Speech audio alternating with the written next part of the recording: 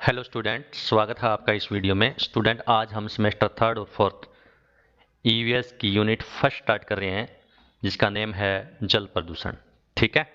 जल प्रदूषण में आज हमें जो पढ़ना है वो क्या है? जल प्रदूषण क्या होता है, जल की उपलब्धता, मतलब जल पृथ्वी पर कितने प्रतिशत उपलब्ध है, और उसके बाद जल की गुणवत्ता, कि जल कैसे शुद्ध होता है, कैसे प्रदूषित होता है, इसके जल के प्रकार के बारे में हमें जो है इसमें डिस्कशन करना है। ठीक है। तो देखिए, जल प्रदूषण क्या होता है कि जैसे ही हमने जैसे जो पिछली कक्षा थी हमारी, उसके अंदर हमने पढ़ा था कि कोई भी अवांछनीय परिवर्तन जो होता है किसी भी चीज़ में, वो क्या कहलाता है? प्रदूषण कहलाता है। उसी प्रकार इसकी डेफिनेशन की अगर हम बात करें तो जल के अंदर अवांछनीय परिवर्तन जो होगा तो उसे हम क्या बोलते हैं? जल प्रदूषण बोलते हैं। ठीक है। या फिर बोल सकते हैं कि जल में अवांछनीय पदार्थों का मिल जाना। ठीक है। जल में अवांछनीय पदार्थों का मिल जाना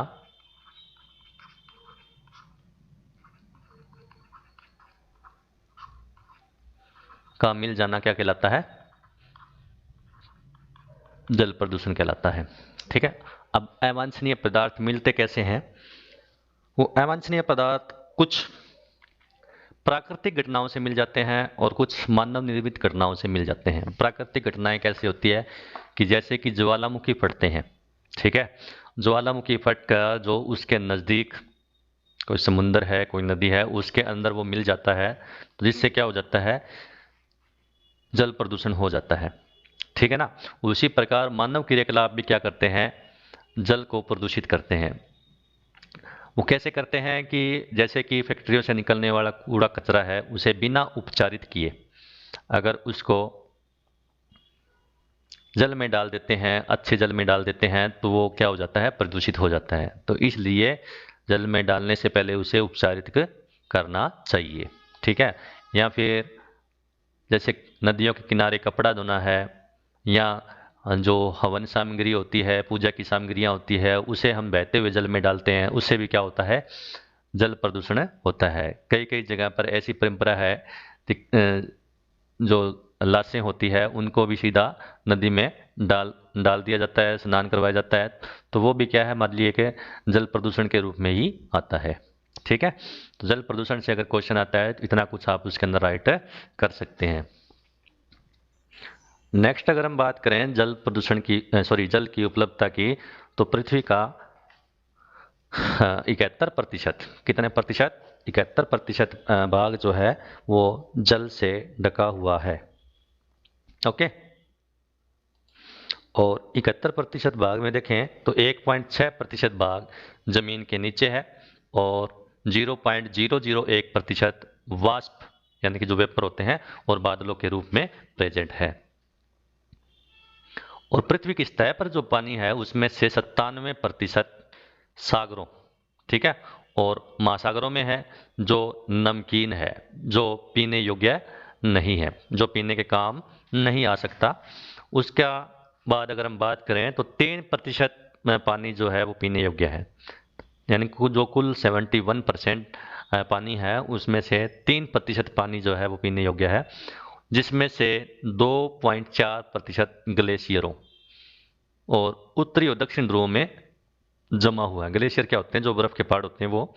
और केवल 0.6% पानी नदियों, झीलों, तालाबों में स्थित है, तो जिसे इस्तेमाल किया जा सकता है। तो जल की उपलब्धता के बारे में अगर क्वेश्चन आपका आता है तो आप उसमें ये राइट कर देंगे। ठीक है ना। तो चलिए आगे चलते हैं। नेक्स्ट है जल की गुणवत्ता। अब जल की गुणवत्ता की अगर हम बात करें तो जल का जो फॉर्मूला होता है वो क्या होता है? H2O होता है, जिसमें 1 भाग ऑक्सीजन और 2 भाग क्या होते हैं? हाइड्रोजन होती है। और शुद्ध जल जो होता है वो केवल प्रयोगशाला में ही संभव होता है। कैसे होता है? कि प्रयोगशाला के अंदर जो जल यूज होता है, जो प्रयोग किया जाता है, वो जल को उबाल कर उससे जो भाप बनती है और भाप को ठंडा किया जाता है। भाप को ठंडा करने के बाद जो जल प्राप्त होता है वो जल क्या होता है? शुद्ध जल होता है। ठीक है।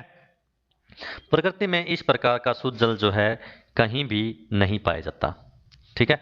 शुद्ध जल का जो पीएच मान होता है वो 7 से 8.5 ठीक है, 7 से 8.5 के बीच होता है। 7 जिसका पीएच मान होता है उसे हम क्या बोलते हैं, आसूत जल बोलते हैं। जो लैब्स के अंदर यूज होता है वो बिल्कुल न्यूट्रल होता है। ठीक है, उसे हम क्या बोलते हैं, आसूत जल बोलते हैं। ठीक है, गुणवत्ता के आधार पर जल को 4 भागों में बांटा जा सकता है। सबसे पहले है शुद्ध जल। शुद्ध जल से क्या मीनिंग निकलता है कि जब जल में किसी प्रकार की मिलावट नहीं होती। कोई भी चीज़ शुद्ध कब होती है, जब उसके अंदर किसी प्रकार की मिलावट नहीं होती, तो उसे हम क्या बोलते हैं, शुद्ध जल बोलते हैं। या ऐसे भी बोल सकते हैं कि ऐसा जल जो शरीर के लिए यानी ह्यूमन बॉडी के लिए है या अदर बॉडी के लिए है, किसी प्रकार से इफेक्टिव नहीं होता, हानिकारक नहीं होता, तो उसे हम क्या बोलते हैं, शुद्ध जल बोलते हैं। और इसे प्राकृतिक जल भी जो है बोला जाता है। ठीक है, नेक्स्ट है सुरक्षित जल।